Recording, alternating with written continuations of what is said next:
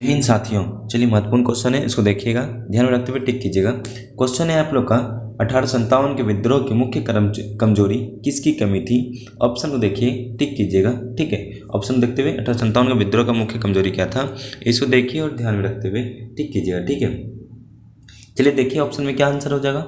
Option इसका हो जाता है विद्रोह में समन्वय एवं समन्वय। ऑप्शन नंबर डी हो जाता है इसका। ऑप्शन नंबर क्या हो जाएगा? डी हो जाएगा। ठीक है, चलिए अच्छे से टिक कीजिएगा। क्वेश्चन है दूसरा, सत्य एवं अहिंसा के आदर्श।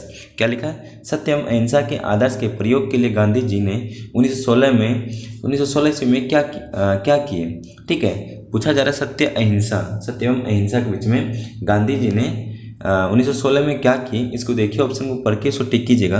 ऑप्शन नंबर क्या हो जाता है? अहमदाबाद के निकट उन्होंने साबरमती आश्रम की स्थापना किया था। अहमदाबाद के निकट में, ठीक है, अहमदाबाद के निकट साबरमती आश्रम का स्थापना किया था। पूछा जाएगा क्वेश्चन, सत्य एवं अहिंसा के आदर्श के प्रयोग के लिए गांधी जी ने 1916 में क्या किया? अहमदाबाद के निकट उन्होंने साबरमती आश्रम की स्थापना किया था। ठीक है, चलिए आगे को 3 में कहता है आपका, राजतरंगी के लेखक कौन है? राजतरंगी के लेखक कौन है, इसको देखिए और ध्यान में टिक कीजिएगा। ठीक है, ध्यान से, लेखक कौन है राजतरंगी का, इसको देखिएगा और ध्यान से टिक कीजिएगा। राजतरंगी के लेखक कौन है, इसको देखिए। ठीक है, चलिए ऑप्शन को देखिए, ध्यान में दीजिए। ऑप्शन इसको हो जाता है कलहन। ऑप्शन हो जाता है सी। ऑप्शन में क्या हो जाता है? सी हो जाता कलहन। ठीक है, राजतरंगी के लेखक कौन है? कलहन है। चलिए आगे को बढ़ते हम लोग। कहता है कि वंदे मातरम सबसे पहले किससे प्रकाशित हुआ था? ठीक है, वंदे मातरम जो है सबसे पहले किस में प्रकाशित हुआ था, इसको देखिएगा, आंसर को टिक कीजिए। किस में हुआ था वंदे मातरम सबसे पहले? ठीक है, चलिए इसको टिक कीजिए। वंदे मातरम का आंसर क्या हो जाता है? 4 नंबर का आंसर 4 हो जाता है ऑप्शन नंबर डी, आनंद मठ में। ठीक है, किसमें? आनंद मठ में हुआ था। ठीक है, चलिए आगे को बढ़ते 5 में। उस विद्वान का नाम बताइए जो महमूद गजनी के साथ भारत आया था। क्वेश्चन है आप लोग का, उस विद्वान का नाम बताइए जो कि महमूद गजनी के साथ भारत आया था। ऑप्शन को देखते हुए टिक कीजिएगा। ठीक है, जल्दी देखिए, क्वेश्चन आंसर को देखिए और टिक कीजिए फटाफट। 5 का क्या हो जाएगा? 5 का हो जाता है ऑप्शन नंबर बी, अलबुरीन हो जाता है option number B. Option number क्या हो जाएगा? बी हो जाएगा। ठीक है, ऑप्शन नंबर क्या हो जाएगा? बी हो जाएगा। उस विद्वान का नाम बताइए जो महमूद गजनी के साथ भारत आया था। ऑप्शन हो जाता है बी। ऑप्शन क्या हो जाएगा? ऑप्शन हो जाएगा बी। ठीक है, अलबुरीन। 6 में, एक निम्नलिखित में से कौन सा भारतीय दर्शन का संख्या सबसे पुराना सिद्धांत है? निम्नलिखित में से कौन सा भारतीय दर्शन का सबसे पुराना सिद्धांत है, इसको देखिए और टिक कीजिए। ठीक है, भारतीय दर्शन का सबसे पुराना सिद्धांत क्या है? 6 का आंसर को देखते हुए टिक कीजिएगा। 6 का आंसर क्या हो जाता है, इसको देखिए। ऑप्शन हो जाता है ए, संख्या। ऑप्शन में क्या हो जाएगा? ए हो जाएगा, संख्या। ठीक है, भारतीय दर्शन का सबसे पुराना सिद्धांत जो है संख्या है। चलिए ठीक है, 7 में कहता है जलियांवाला बाग हत्याकांड की जांच के लिए सरकार द्वारा गठित समिति अध्यक्ष कौन थे? जब जलियांवाला बाग का हत्याकांड हुआ तो उस टाइम जांच सरकार किया गया था, किस समिति अध्यक्ष का नाम क्या था अध्यक्ष का, इसको देखिए। ठीक है, अध्यक्ष कौन थे उस टाइम के, उसको देखिए और जवाब दीजिए। जलियांवाला बाग का हत्याकांड कब हुआ था? आपको लिखना है 13 अप्रैल 1919 को। 13 अप्रैल 1919 को हुआ था जलियांवाला बाग हत्याकांड। 13 अप्रैल 1919 को, 1919 को। ठीक है, 1919 को हुआ था। कब हुआ था? 13 अप्रैल 1919 को ना, 13 अप्रैल 1919 को। ठीक है, अब आंसर पूछा जा रहा है कि जांच के जो अध्यक्ष थे उस टाइम के कौन थे, इसको देखिएगा। आपको हो जाता है हंटर आयोग। इसका ऑप्शन नंबर डी हो जाएगा, हंटर आयोग। ठीक है, ऑप्शन नंबर क्या हो जाएगा? डी हो जाता है हंटर आयोग का। जांच पूछे तो पूछा जाए हंटर आयोग, इसका स्थापना हुआ जलियांवाला बाग हत्याकांड कब हुआ था? तो 13 अप्रैल 1919 को हुआ था। ठीक है, चलिए 8 में चलिएगा। हिंदू मुस्लिम एकता को सही रूप में अधोलिखित कौन सा आंदोलन अभिव्यक्त करता है? हिंदू मुस्लिम एकता को सही रूप में अधोलिखित कौन सा आंदोलन अभिव्यक्त करता है, इसको देखिएगा और टिक कीजिएगा। 8 का आंसर क्या हो जाता है, इसको देखिए। 8 का ऑप्शन नंबर हो जाएगा डी, खिलाफत आंदोलन। खिलाफत आंदोलन इसका सही आंसर हो जाता है। ठीक है, हिंदू मुस्लिम एकता को सही रूप से अधोलिखित कौन सा आंदोलन अभिव्यक्त करता है? खिलाफत आंदोलन का। ठीक है, 9 में कहता है छत्रपति शिवाजी स्वर्गवास कब हुआ था? ठीक है, छत्रपति शिवाजी का स्वर्गवास कब हुआ था, इसको देखिए और टिक कीजिएगा। इससे पहले जन्म इसका बता दिए, जन्म कब हुआ था? जन्म हुआ था 19 फरवरी को। ठीक है, 19 फरवरी 1630 को, 1630 को ये हुआ था जन्म। जन्म पूछे तो छत्रपति शिवाजी का जन्म पूछे 19 फरवरी 1630 को हुआ था। अब इनका स्वर्गवास कब हुआ था, इनको देखिए और टिक कीजिए, ठीक है। स्वर्गवास कब हुआ था इनका, मृत्यु कब हुआ था, 9 नंबर का आंसर देखिए। 9 का हो जाता 1680, ऑप्शन नंबर ए। 9 का क्या हो जाएगा, 1680 हो जाता, ऑप्शन नंबर ए हो जाता, ठीक है। मृत्यु पूछे 1680 में, जन्म पूछे तो 1630 ईस्वी में, ठीक है। चलिए 10 में देखिएगा, हर्षवर्धन के शासनकाल में उत्तर भारत का कौन सा नगर महत्वपूर्ण था, ठीक है। हर्षवर्धन के शासनकाल में उत्तर भारत का, ठीक है, उत्तर भारत का कौन सा नगर सबसे महत्वपूर्ण था, इसको देखिएगा, ध्यान में रखिएगा, ठीक है। 10 का क्या आंसर हो जाता, उज्जैन, ऑप्शन नंबर हो जाता ए, उज्जैन, ठीक है। ऑप्शन क्या हो जाएगा, ए हो जाए उज्जैन। चलिए ठीक है, आगे की ओर बढ़ते हैं हम लोग 11 में कि वाहवानी आंदोलन का मुख्य केंद्र क्या था, वहावी आंदोलन का मुख्य केंद्र क्या था, देखिएगा 11 का आंसर क्या हो जाता है, आपको टिक कीजिए देखते हुए। इसका ऑप्शन हो जाता है पटना, ऑप्शन में क्या हो जाए, ए हो जाए पटना, ऑप्शन में क्या हो जाएगा, ए पटना हो जाता है। 12 में देखिएगा कि रामकृष्ण मिशन की स्थापना किसने किया था, रामकृष्ण मिशन का स्थापना किसने किया था, इसको देखिएगा और ध्यान में रखते हुए टिक कीजिएगा, ठीक है। रामकृष्ण मिशन का स्थापना किसने किया था, इसको देखिए और टिक कीजिए, ठीक है। चलिए 12 का आंसर देखिए, 12 का आंसर क्या हो जाता है आप लोग का, 12 का आंसर हो जाएगा आप लोग का विवेकानंद, ऑप्शन नंबर ए हो जाता है विवेकानंद, ठीक है। ऑप्शन नंबर क्या हो जाएगा, ए हो जाएगा विवेकानंद। रामकृष्ण मिशन की स्थापना किसने किया था, तो विवेकानंद ने किया था, ठीक है। चलिए आगे एक और बढ़ते हैं हम लोग। महाराष्ट्र सुकरात किससे कहा जाता है, महाराष्ट्र सुकरात किससे कहा जाता है, सारा क्वेश्चन वीवीआई है, इसको देखते हुए टिक कीजिएगा, ठीक है। सारा महत्वपूर्ण क्वेश्चन दिया गया बिहार पुलिस के लिए है। महाराष्ट्र का सुकरात किसे कहा जाता है, इसको देखिए और जवाब दीजिएगा, ठीक है। तेरा का आंसर क्या हो जाएगा, महादेव गोविंद रानडे, है ना, ऑप्शन नंबर डी हो जाता है, महादेव गोविंद, ठीक है। ऑप्शन नंबर डी हो जाता है। चलिए 13 में कि कूका आंदोलन किसने संगठित किया था, कूका आंदोलन जो है किसने संगठित किया था, इसको देखिए। 14 का आंसर क्या हो जाता है, 14 को देखते हुए ध्यान में रखिएगा, कूका आंदोलन, ठीक है। कूका आंदोलन क्या हो जाएगा, ऑप्शन नंबर सी हो जाता है, गुरु राम सिंह, ऑप्शन नंबर क्या हो जाएगा, सी गुरु राम सिंह हो जाता है, ठीक है।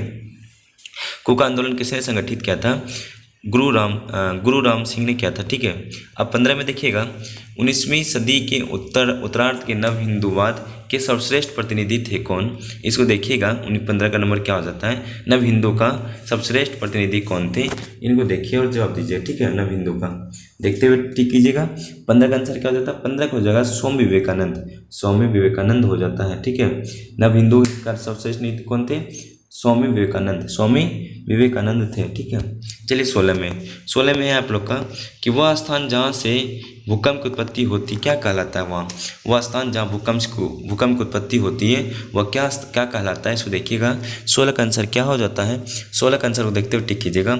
ऑप्शन हो जाएगा बी फोकस, ऑप्शन क्या हो जाएगा, फोकस हो जाता है, ऑप्शन नंबर बी हो जाएगा, इसका स्थान को क्या कहते हैं, फोकस, ठीक है। 17 में देखिएगा, 17 में कहता है कि अर्धचंद्रकारा है नकार मरुस्थलीय आकृति किस नाम से जानी जाती है, ठीक है। इसको देखिए, मरुस्थलीय किस आकृति किस नाम से जानी जाती है, इसको देखते हुए टिक कीजिएगा, ठीक है। मरुस्थलीय को बताइए स्थान।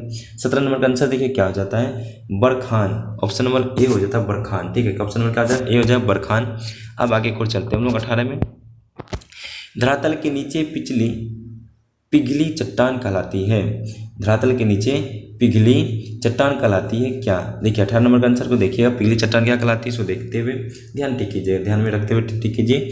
18 का आंसर क्या हो जाता है, 18 हो जाएगा ऑप्शन नंबर बी मैग्मा, उसको क्या कहते हैं, मैग्मा, ऑप्शन क्या देंगे, बी मैग्मा कहते हैं, ठीक है। 19 में कहता है कौन सा युगम सम्मिलित है, इसमें देखिए कौन सा ऑप्शन सही हो जाएगा, कौन सा मैच कर रहा है सही 19 का देखते हुए ध्यान में टिक कीजिएगा। 19 का आंसर क्या हो जाएगा, ठीक है। 19 का इसमें ऑप्शन नंबर हो जाता है ए खार्तूम नील नदी किनारे, ठीक है। खार्तूम जो है नील, ऑप्शन नंबर ए हो जाएगा, सही है, ठीक है। आपको पूछा जाएगा खार्तूम नील नदी किनारे है। चलिए आगे और बढ़ते हैं हम लोग, ठीक है। कि कौन सा ऊर्जा स्रोत अनवीकरणीय है, क्या करें, कौन सा ऊर्जा जो स्रोत है अनवीकरणीय है, इसको देखते हुए टिक कीजिए। कौन सा आंसर हो जाता है ऊर्जा स्रोत का अनवीकरणीय है, 20 का आंसर को देखते हुए टिक कीजिएगा। ऑप्शन नंबर हो जाता है सी कोयला कैसा है, अनवीकरणीय है, ठीक ना, ऊर्जा स्रोत कैसा है, अनवीकरणीय है। 21 में देखिएगा कि कौन सा दर्रा श्रीनगर को लेह को जोड़ता है, कौन सा दर्रा श्रीनगर लेह को जोड़ता है, ठीक है, इसको देखते हुए टिक कीजिएगा। कौन सा दर्रा जो है श्रीनगर को लेह को जोड़ता है। 21 का आंसर को देखते हुए टिक कीजिएगा। ऑप्शन हो जाता है आपका ए जोजिला दर्रा, ऑप्शन नंबर ए हो जाएगा, जोजिला दर्रा हो जाता है। ठीक है, चलिए आगे कर बढ़ते 22 में। 22 में कहता है कौन सी नदी जिसका उद्गम भारतीय राज्य क्षेत्र में नहीं है। कौन सा नदी है जो कि भारतीय राज्य में जो उद्गम उस क्षेत्र में नहीं आता है, इसको देखिए और ध्यान से टिक कीजिएगा। ठीक है, 22 का आंसर क्या हो जाता है, ऑप्शन नंबर आपका झेलम नदी, ऑप्शन नंबर बी, ऑप्शन क्या हो जाता है बी हो जाता है झेलम नदी। ठीक है, आगे को बढ़े 23 में। 23 में कहता है नल सरोवर पक्षी अभ्यारण्य कहाँ स्थित है। नल सरोवर पक्षी अभ्यारण्य कहाँ स्थित है, इसको देखिए और टिक कीजिएगा। ठीक है, नल सरोवर पक्षी अभ्यारण्य कहाँ है, किस राज्य में है, इसको देखते हुए टिक कीजिए। नल सरोवर पक्षी अभ्यारण्य कहाँ स्थित है। 23 के आंसर को देखते हुए 23 का आंसर हो जाता है ए, ऑप्शन में क्या हो जाएगा ए हो जाएगा गुजरात, ऑप्शन में क्या हो जाएगा ए, ऑप्शन में ए क्या हो जाएगा ए गुजरात हो जाता है। 24 में देखिएगा, 24 में निम्नलिखित नगरों में कौन सा कर्क रेखा से निकटतम है। निम्नलिखित नगरों में से कौन सा कर्क रेखा के निकटतम है, 24 को देखिए और ध्यान में रखते हुए टिक कीजिएगा। ठीक है, 24 का आंसर क्या हो जाएगा, option number B Kolkata, option number B हो जाएगा कोलकाता। ठीक है, ऑप्शन नंबर क्या हो जाएगा बी कोलकाता हो जाता है। क्वेश्चन क्या कर रहा है, निम्नलिखित नगरों में से कौन सा कर्क रेखा निकटतम है, कोलकाता। आपसे क्वेश्चन क्या जाएगा कि कर्क रेखा भारत के कितने राज्यों से होकर गुजरती है, तो आपको कहा देना है कि 8 राज्यों से। क्या क्या 8 राज्यों से। ठीक है, आगे की ओर बढ़िए। कह रहा है कि 25 में स्वतंत्रता के प्राप्ति के समय सड़कों की कुल लंबाई कितनी थी। जब स्वतंत्र हम लोग को भारत हुआ तो उस टाइम सड़कों की लंबाई कितना था, इसको देखते हुए टिक कीजिएगा। 25 का आंसर क्या हो जाएगा, 25 का आंसर हो जाता है 1.46 लाख किलोमीटर, 1.46 लाख किलोमीटर हो जाता है। ऑप्शन नंबर हो जाएगा आपका बी, ऑप्शन नंबर क्या हो जाएगा बी हो जाता है। चलिए 25 में देखिएगा, सर्वोत्तम कोयला का प्रकार कौन सा होता है। सर्वोत्तम जो कोयला का प्रकार कौन सा होता है, इसको देखते हुए टिक कीजिए। ऑप्शन आपका हो जाता है ए एंथ्रासाइट, ऑप्शन नंबर ए हो जाए एंथ्रासाइट हो जाता है। ठीक है, ऑप्शन नंबर ए एंथ्रासाइट हो जाता है। ठीक है, चलिए 27 में कहता है कि मुंबई हाईवे क्यों प्रसिद्ध है। मुंबई जो हाईवे है, मुंबई हाई क्यों प्रसिद्ध है, इनको देखिए और टिक कीजिएगा। मुंबई जो हाई है क्यों प्रसिद्ध है, इनको देखिए तब टिक कीजिएगा ध्यान से रखते हुए। 27 आंसर क्या हो जाता है, ऑप्शन नंबर सी हो जाएगा खनिज तेल हेतु। वहाँ सबसे अधिक क्या है, खनिज तेल हेतु है। ठीक है, मुंबई हाई क्यों प्रसिद्ध है, खनिज तेल हेतु के लिए। ठीक है, कि भारत का प्रथम तेल शोधक कारखाना कहाँ स्थित है। ठीक है, भारत का प्रथम तेल शोधक कारखाना कहाँ स्थित है, इसको देखिए टिक कीजिए। ठीक है, प्रथम तेल शोधक कारखाना कहाँ है। ठीक है, 28 का आंसर हो जाता है आपका ऑप्शन हो जाता है डिगबोई। कहाँ है, डिगबोई में, ऑप्शन हो जाएगा सी है ना, प्रथम तेल शोधक हो जाता है डिगबोई में। ठीक है, 29 में कहता है कि प्राकृतिक गैस किस खनिज के साथ पाया जाता है। प्राकृतिक गैस किस खनिज के साथ पाया जाता है, इसको देखिए और टिक कीजिएगा। ठीक है, प्राकृतिक गैस, ठीक है, प्राकृतिक गैस किस खनिज के साथ पाया जाता है। 29 का आंसर को देखते हुए टिक कीजिएगा। 29 का आंसर हो जाता है option number B petroleum, option number B हो जाएगा पेट्रोलियम। ठीक है, क्वेश्चन कहता है प्राकृतिक गैस किस खनिज के साथ पाया जाता है, पेट्रोलियम के साथ पाया जाता है। देखिए लास्ट क्वेश्चन है आपका 30 में। 30 का क्वेश्चन है कि भारत के प्रधानमंत्री कार्यकाल, ठीक है, कार्यकाल का कौन करता है। भारत के प्रधानमंत्री कार्यकाल क्या है, देखिएगा भारत का प्रधानमंत्री कार्यकाल 5 वर्ष होता है। कितना वर्ष होता है, 5 वर्ष। चलिए इसको ऑप्शन को देखते हुए टिक कीजिएगा। इसका ऑप्शन आंसर क्या हो जाता है, ऑप्शन इसका आ जाता है सी निर्मित संसदीय कानून बनाकर ही है ना। इसका कानून कौन बनाता है, सांसद। ठीक है, ऑप्शन हो जाता है सी सारा कानून कौन बनाता है, सांसद बनाता है। ठीक है, आपको पूछा जाए कि प्रधानमंत्री को शपथ कौन दिलाता है, आपको बता देना है, ऑप्शन में कमेंट में लिख देना है कि प्रधानमंत्री का शपथ कौन करवाता है। प्रधानमंत्री कार्यकाल बता दिए 5 वर्ष होता है। चलिए धन्यवाद, सेशन अच्छा लगे तो लाइक एंड सब्सक्राइब कर दीजिएगा।